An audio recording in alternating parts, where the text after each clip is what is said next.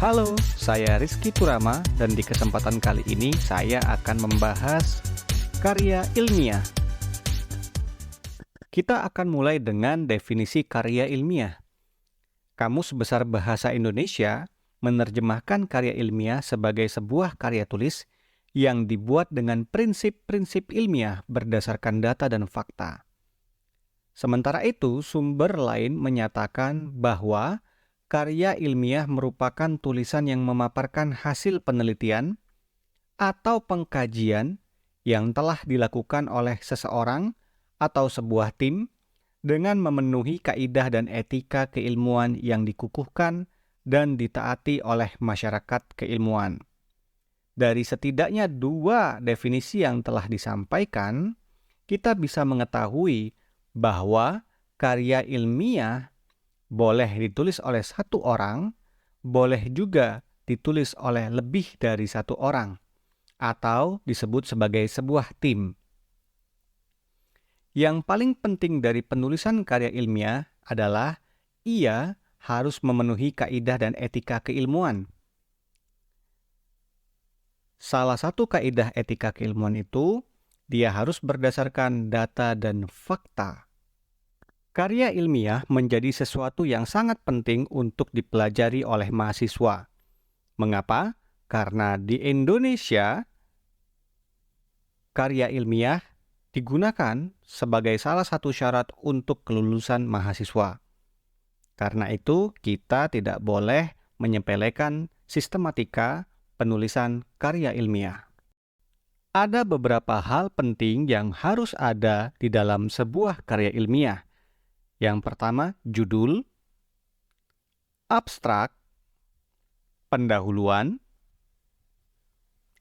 teori, metode penelitian, hasil dan pembahasan, simpulan, dan referensi. Kita akan membahas bagian-bagian tersebut. Judul.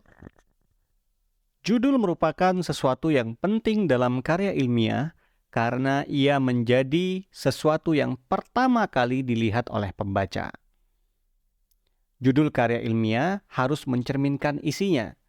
Dalam membuat judul karya ilmiah, kita harus menyadari bahwa judul tidak boleh berbentuk kalimat. Jadi, jangan tambahkan intonasi akhir di judul. Judul karya ilmiah harus ditulis kapital setiap katanya, kecuali kata hubung dan kata depan. Berikutnya, judul karya ilmiah harus dibuat selogis mungkin dan tidak boros kata. Abstrak. Abstrak merupakan ringkasan tulisan ilmiah kita. Abstrak hanya satu paragraf yang umumnya terdiri atas 200 sampai 250 kata. Kalimat pertama abstrak sebaiknya menjelaskan masalah yang dibahas dalam karya ilmiah, diikuti dengan tujuan, metode, hasil, dan kesimpulan karya ilmiah kita. Abstrak diakhiri dengan kata-kata kunci. Kata kunci yang digunakan dalam abstrak menentukan indeks pustaka artikel. Biasanya kata kunci dalam abstrak terdiri dari 5 sampai 7 kata yang diurutkan berdasarkan alfabet. Pendahuluan. Bagian ini berisi penjelasan masalah yang diangkat dalam tulisan ilmiah kita. Dalam beberapa gaya selingkung, bagian pendahuluan biasanya dibagi lagi menjadi beberapa subbab. Ada subbab latar belakang dan ada subbab rumusan masalah. Hanya saja, beberapa mahasiswa sepertinya salah paham soal kedua subbab ini karena terlihat dari isinya antara rumusan masalah dan latar belakang seolah-olah dua bagian yang terpisah. Padahal seharusnya mereka berkaitan. Di bagian latar belakang, penulis sebaiknya sudah mencantumkan masalah yang muncul. Apa itu masalah? Masalah merupakan kesenjangan antara yang seharusnya dan yang senyatanya. Atau dalam bahasa yang lebih sederhana, kita bisa mengatakan bahwa masalah terjadi ketika fakta lapangan tidak sesuai dengan teori. Dalam bahasa yang lebih sederhana lagi, kita bisa mengatakan bahwa masalah muncul ketika harapan tidak sesuai dengan kenyataan. Itu harus disampaikan di bagian latar belakang. Lalu, apa yang dicantumkan di dalam rumusan masalah? Rumusan masalah merupakan penegasan ulang atas hal-hal yang telah disampaikan atau dipaparkan di bagian latar belakang.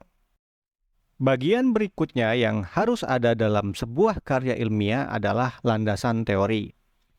Landasan teori boleh disebut sebagai kerangka berpikir dan konsep-konsep teoretis yang akan digunakan untuk memecahkan masalah yang ada dalam karya ilmiah kita. Landasan teori sebaiknya ditulis secara sistematis dan saling terkait satu konsep dengan konsep yang lainnya. Bagian berikutnya adalah metode penelitian. Metode penelitian boleh juga disebut atau diartikan sebagai cara-cara yang digunakan untuk memecahkan masalah. Bagian ini biasanya berisi objek penelitian, sumber data, cara analisis data, dan penyajian analisis. Kadangkala orang-orang menganalogikan karya ilmiah sebagai upaya untuk menyajikan sebuah makanan. Masalah merupakan bahan mentah yang ada. Landasan teori dianggap sebagai pisau analisis. Dan metode merupakan cara-cara penggunaan pisau tersebut dalam rangka menyelesaikan masalah. Pembahasan. Bagian ini berisi temuan yang didapatkan penulis setelah ia menerapkan langkah-langkah atau metode dan teori yang telah disampaikan di bagian-bagian sebelumnya untuk memecahkan masalah yang ada.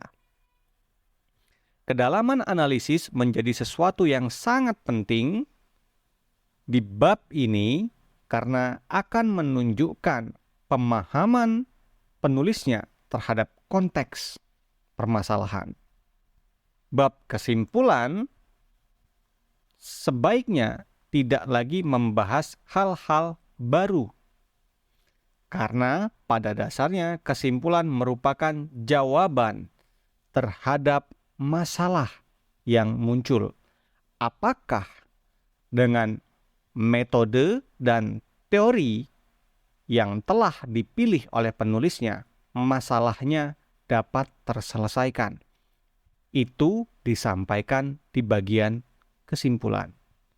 Di bagian saran, penulis bisa saja menyarankan untuk melakukan penelitian lanjutan agar permasalahan yang tadi dibahas bisa dilihat dari sudut pandang yang berbeda.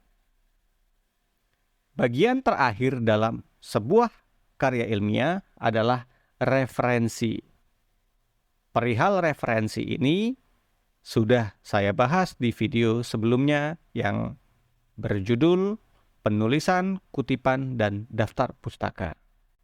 Dari beberapa hal yang telah saya paparkan, terlihat bahwa penentuan masalah sangat berpengaruh terhadap penulisan karya ilmiah.